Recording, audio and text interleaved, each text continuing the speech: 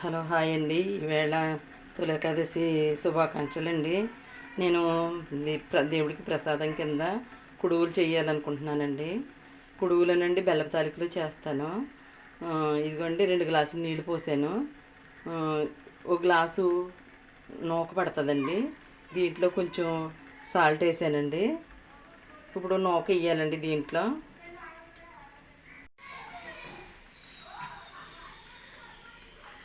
ఇదిగోండి water మరుగుతున్నాయి. Water మరిగినప్పుడు దీంట్లో నూకేసేయాలండి.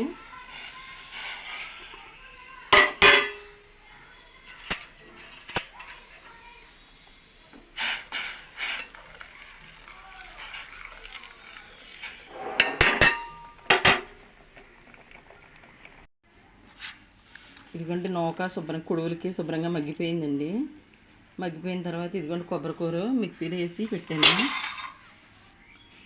ఇదిగోండి దీంట్లోని ఇప్పుడు మగ్గిపోయింది కదా, దీంట్లో చల్లర పెట్టేసాను. దీంట్లో కొంచెం కొబ్బరికూర, ఇదిగోండి కొబ్బరికూర దీంట్లో వేసాను కదా.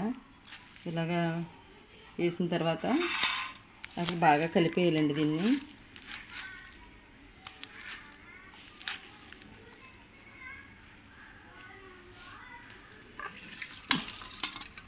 దీంట్లో కొంచెం శనగపప్పు వేసుకుంటే అండి కమ్మగా బాగుంటాయండి.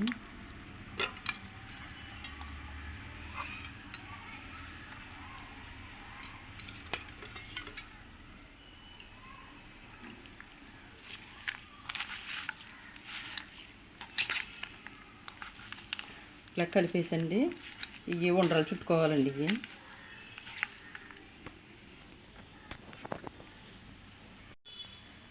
ఇవ్వండి కుడువులు చేసేసానండి. ఇప్పుడు ఇడ్లీ పాత్రలో కొంచెం నీళ్ళు పోసి దీంట్లో కుడువులు ఇందులో ఇవి పెట్టేసండి ఆవిరి మీద ఉడికించుకోవాలి.